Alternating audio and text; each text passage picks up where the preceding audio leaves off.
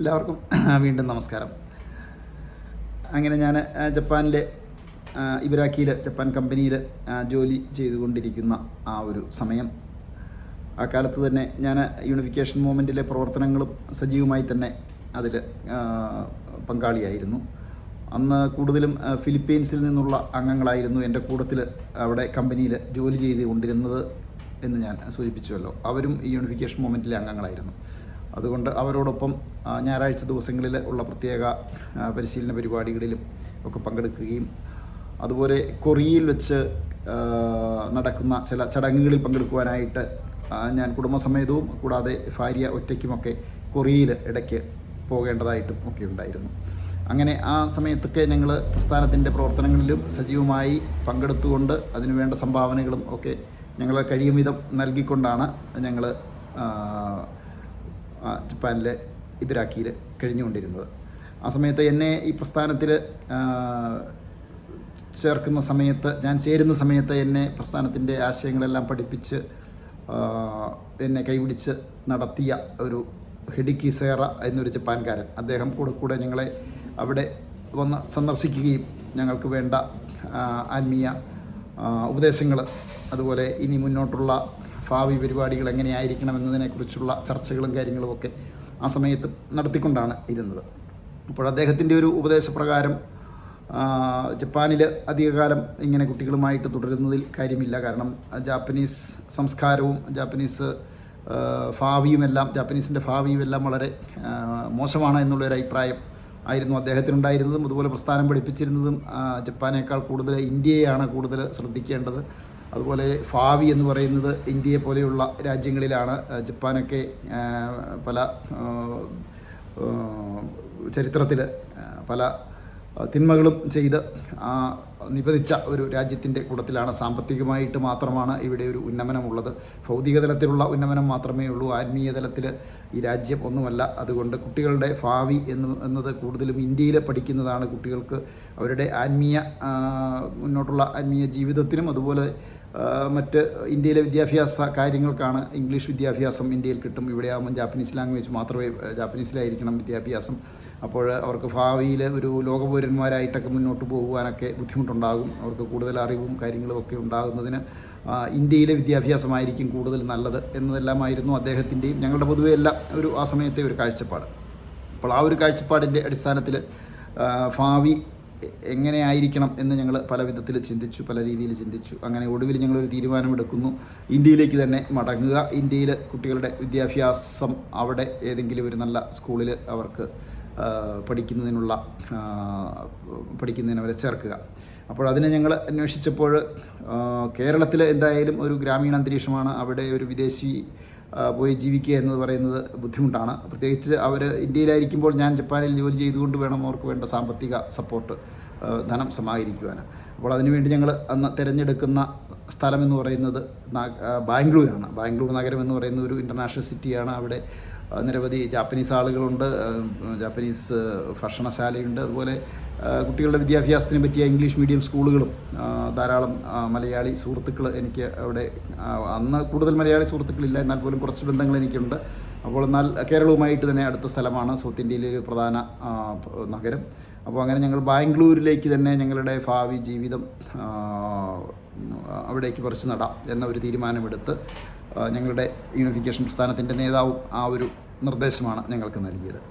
അപ്പോൾ ഞങ്ങൾ അതിനായിട്ട് ശ്രമിക്കുമ്പോൾ ഞാനന്ന് എൻ്റെ ബാംഗ്ലൂരുണ്ടായിരുന്ന ഒരു ചങ്ങാതിയെ വിളിച്ച് ഞാൻ വിവരം അറിയിക്കുന്നു, ഞങ്ങൾ ബാംഗ്ലൂരേക്ക് വരുവാൻ ആഗ്രഹിക്കുന്നു. അപ്പോൾ അവിടെ താമസിക്കുന്നതിനുള്ള ഞങ്ങൾക്ക് വാടക വീട്, അദ്ദേഹം ഏതെങ്കിലും വാടക വീട്ടിൽ താമസിക്കാൻ പറ്റത്തുള്ളൂ. അപ്പോൾ അവിടെ പറ്റിയ ഏതെങ്കിലും ഒരു ഇംഗ്ലീഷ് മീഡിയം സ്കൂള്, നല്ലൊരു സ്കൂളിനോട് ചേർന്നുള്ള അടുത്തുള്ള ഏതെങ്കിലും ഒരു വീട് ഞങ്ങൾക്ക് അന്വേഷിച്ച് കണ്ടുപിടിച്ച് തരണം എന്ന് പറഞ്ഞ് കാര്യങ്ങളെല്ലാം സംസാരിച്ച് ഞങ്ങൾ തീരുമാനിച്ച ശേഷം ഞങ്ങൾ ഇവിടെ നിന്നും ഈ എൻ്റെ ജപ്പാൻ കമ്പനിയിലെ ജോലി അവസാനിപ്പിച്ച് ജപ്പാനിലെ സുഹൃത്തുക്കളോട് എല്ലാം വിട പറഞ്ഞ് ഞങ്ങൾ ഇനി ജപ്പാനിലേക്ക് ഉടനെയൊന്നും ഇല്ല എന്ന ഒരു തീരുമാനമെടുത്ത് ഞങ്ങളങ്ങനെ ഇന്ത്യയിലേക്ക് വിമാനം കയറുകയാണ് കുടുംബസമേതം. അങ്ങനെ ഞങ്ങൾ ബാംഗ്ലൂരിലെത്തുന്നു. ബാംഗ്ലൂരിലെത്തുമ്പോൾ എൻ്റെ പ്രിയ സുഹൃത്ത് ജിന്നറ്റ് ആണ് എനിക്ക് എല്ലാ സംവിധാനങ്ങളും വന്ന് അവിടെ ചെയ്തു തന്നത്. ഞങ്ങൾക്ക് ആദ്യം ഒരു ഹോട്ടലിൽ താമസിച്ചുകൊണ്ടായിരുന്നു ഞങ്ങൾ വീടിൻ്റെ അന്വേഷണം എവിടെയാണ് പറ്റിയ വാടക വീട്. അങ്ങനെ ഞങ്ങൾ അധികം താമസിയാതെ തന്നെ രാജരാജേശ്വരി നഗർ എന്ന സ്ഥലത്ത് ബാംഗ്ലൂർ മൈസൂർ റോഡിലുള്ള രാജരാജേശ്വരി നഗരിൽ ഒരു വീട് വാടകയ്ക്ക് കണ്ടുപിടിക്കുന്നു. അങ്ങനെ ഞങ്ങൾ കുടുംബസമേതം ആ വീട്ടിലേക്ക് താമസം മാറുന്നു. അങ്ങനെ അവിടെ നിന്നുകൊണ്ട് ഞങ്ങൾ അതിനു മുമ്പേ തന്നെ ഞങ്ങൾ സ്കൂൾ ഓൾറെഡി തീരുമാനിച്ചിരുന്നു. അവിടെ ഒരു സ്വർഗറാണി സ്കൂൾ എന്ന ഒരു സിസ്റ്റേഴ്സ് നടത്തുന്ന കാത്തലിക് സിസ്റ്റേഴ്സിൻ്റെ മേൽനോട്ടത്തിലുള്ള ഒരു സ്കൂളുണ്ട്. അത് പുതിയതായി അവിടെ തുടങ്ങിയിട്ട് അധികമായില്ല, പുതിയ സ്കൂളാണ്. അപ്പോൾ ആ സ്കൂൾ വളരെ നല്ലതാണ്. അവിടെ രാജേശ്വരി നഗറിലുള്ള ആളുകൾ പലരും അതിന് നല്ല അഭിപ്രായം പറഞ്ഞതിനാൽ ഞങ്ങൾ ആ സ്കൂൾ കുട്ടികൾക്കായിട്ട് തിരഞ്ഞെടുക്കുന്നു. സ്കൂളിൽ പോയി കുട്ടികളെ അവിടെ ചേർക്കുന്നു. എൻ്റെ മൂന്ന് കുട്ടികളെയും, ഇളയ മോന് അന്ന് കിൻഡർ ഗാർഡനിലേക്കാണ്, രണ്ടാമത്തെ ആൾ ഫസ്റ്റ് സ്റ്റാൻഡേർഡ്, ആ രീതിയിൽ മൂത്ത കുട്ടി മാത്രമാണ് അന്ന് 1-ാം ക്ലാസ്സിലേക്ക് അന്ന് പ്രവേശനം കിട്ടുന്നത്. ബാക്കി ആളുകൾ കിൻഡർ ഗാർഡനിൽ മൂന്ന് കുട്ടികളെയും ഞങ്ങൾ അവിടെ സ്കൂളിൽ ചേർക്കുന്നു. അങ്ങനെ ഞങ്ങൾ ബാംഗ്ലൂരിൽ ജീവിതം തുടങ്ങുകയാണ്. അത് ഒരു ജീവിതത്തിലെ ഒരു പുതിയ അനുഭവമായിരുന്നു. ബാംഗ്ലൂരിൽ എനിക്ക് അധികം സുഹൃത്തുക്കൾ ഒന്നുമില്ലായിരുന്നുവെങ്കിലും ആ രാജരാജേശ്വരി നഗറിൽ ഞങ്ങൾ താമസിച്ചിരുന്നതിന് അടുത്ത് തന്നെ കുറച്ച് മലയാളി സുഹൃത്തുക്കളെ അന്ന് കണ്ടെത്താനായി. അവർ എല്ലാവരും ഞങ്ങളെ വളരെ സ്നേഹപൂർവ്വം സ്വീകരിച്ചു. അങ്ങനെ അവരുടെ എല്ലാം ഒരു വലിയ ഒരു സഹായവും പിന്തുണയും എല്ലാം ഉണ്ടായിരുന്നത് കൊണ്ട് ബാംഗ്ലൂരിൽ ഞങ്ങൾക്ക് വളരെ സന്തോഷകരമായിട്ട് അവിടെ ജീവിതം അങ്ങനെ തുടങ്ങുവാൻ സാധിച്ചു. അപ്പോൾ എൻ്റെ ഒരു ലക്ഷ്യമെന്ന് പറയുന്നത്, എനിക്ക് പ്രസ്ഥാനത്തിൻ്റെ നേതാവ് എന്നെ ഇതിലേക്ക് കൈപിടിച്ചു കൊണ്ടുവന്ന് ഞാൻ പറഞ്ഞ ഹെഡ്ക്കി സാർ, അദ്ദേഹത്തിൻ്റെ നിർദ്ദേശമെന്ന് പറയുന്നത് ബാംഗ്ലൂരിൽ ഒരു എന്തെങ്കിലും ഒരു ബിസിനസ് സംരംഭം തുടങ്ങുക.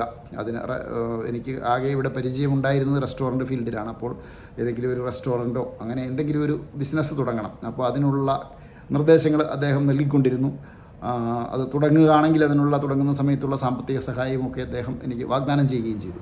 എന്നാൽ എനിക്ക് ബിസിനസ് കാര്യങ്ങളിൽ, അതും തനിയെ ഒരു ബിസിനസ് തുടങ്ങുക എന്ന് പറയുന്നത് വളരെ മനസ്സിന് വളരെ ബുദ്ധിമുട്ടുള്ള, അമ്പരപ്പുള്ള ഒരു പേടിയുള്ള ഒരു രംഗമായിരുന്നു. പ്രത്യേകിച്ച് ഇന്ത്യയിലൊരു ബിസിനസ് ചെയ്യുക, അതും കേരളത്തിലല്ല, ബാംഗ്ലൂരാണ്. ആദ്യം അതിനുള്ള സ്ഥലം കണ്ടുപിടിക്കണം, അതിനുള്ള വാടക, മറ്റു കാര്യങ്ങൾ എല്ലാം അതിന് യോജിച്ചതായിരിക്കണം.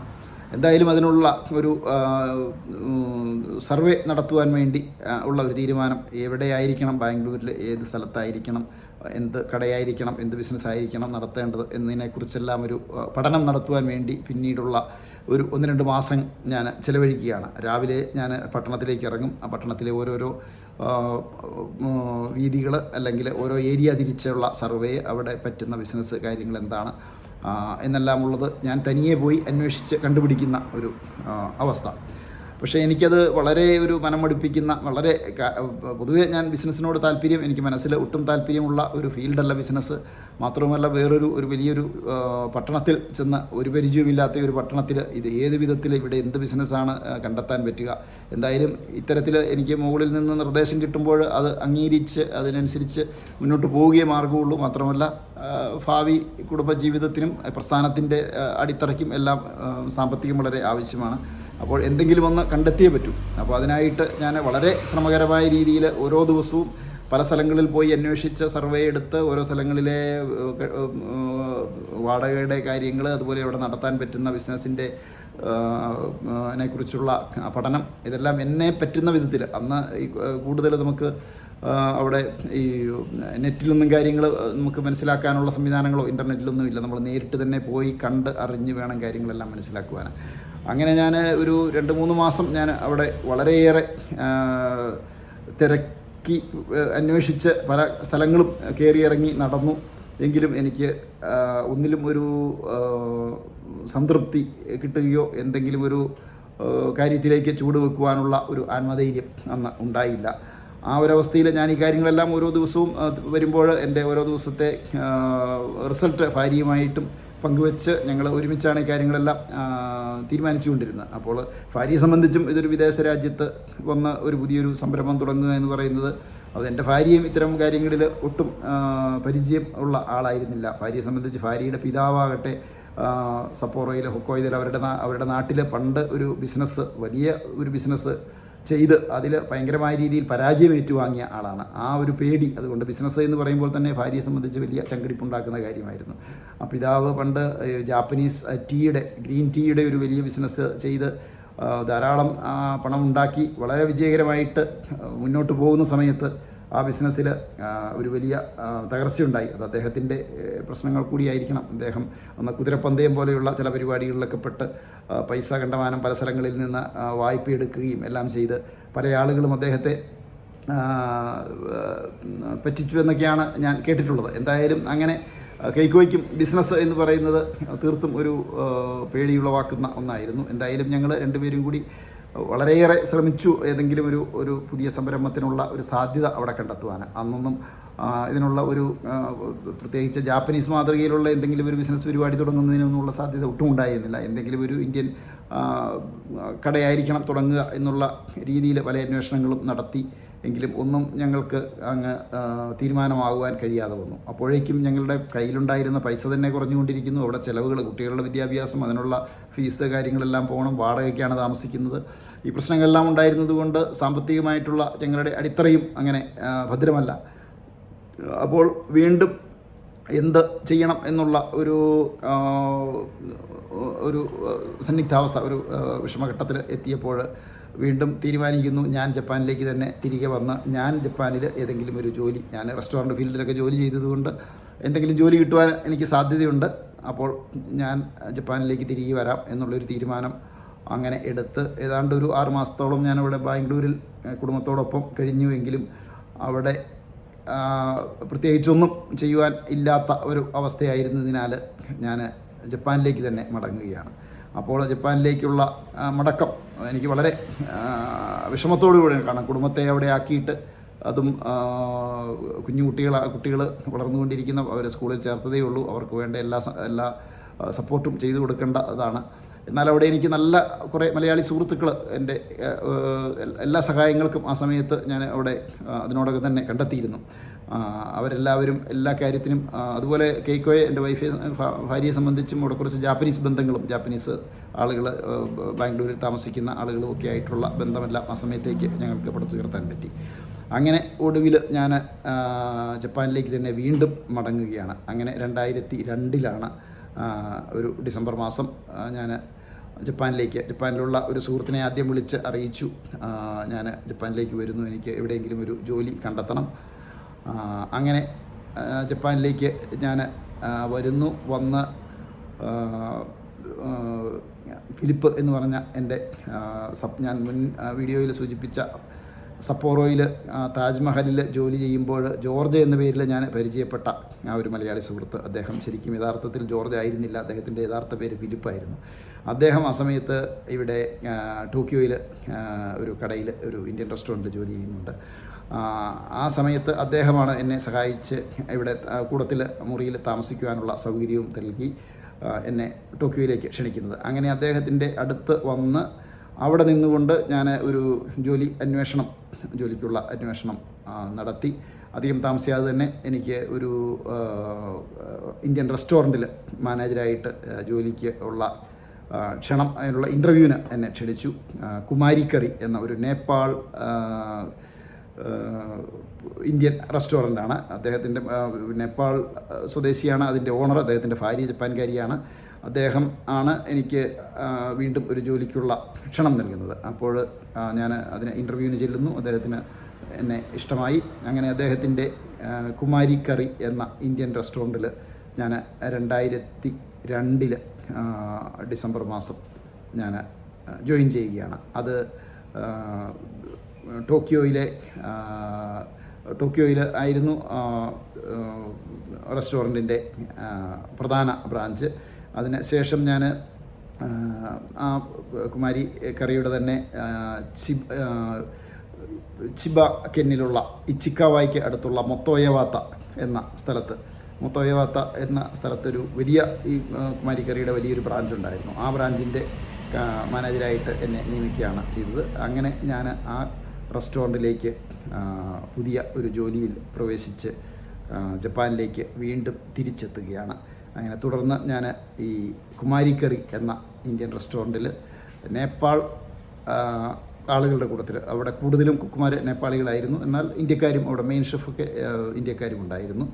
അവിടെ ഒരു നേപ്പാൾ ഓണറിൻ്റെ കൂട്ടത്തിൽ വളരെ നല്ല സ്വഭാവവും വളരെ ബിസിനസ്സിൽ വളരെ പ്രാവീണ്യവുമുള്ള കിരൺ താപ്പ എന്ന പേരായ ഒരു ബിസിനസ്സുകാരൻ്റെ ഇന്ത്യൻ റെസ്റ്റോറൻറ്റ് ബിസിനസ് ആളുടെ കൂടെ അദ്ദേഹത്തിൻ്റെ സഹായിയായി, അദ്ദേഹത്തിൻ്റെ കടയിൽ മാനേജരായിട്ട്, അദ്ദേഹത്തിന് അന്ന് 6-7 റെസ്റ്റോറൻറ്റ് പല സ്ഥലങ്ങളിലായിട്ട് ടോക്കിയോയിലുണ്ടായിരുന്നു. അങ്ങനെ ഞാൻ ജോയിൻ ചെയ്യുകയാണ് ചെയ്യുക 2002. അപ്പോൾ അതിനുശേഷമുള്ള എൻ്റെ റെസ്റ്റോറൻറ്റിലെ ജീവിതം ഞാൻ പിന്നീടുള്ള വീഡിയോകളിൽ വിവരിക്കാമെന്ന് കരുതുന്നു. നന്ദി, നമസ്കാരം.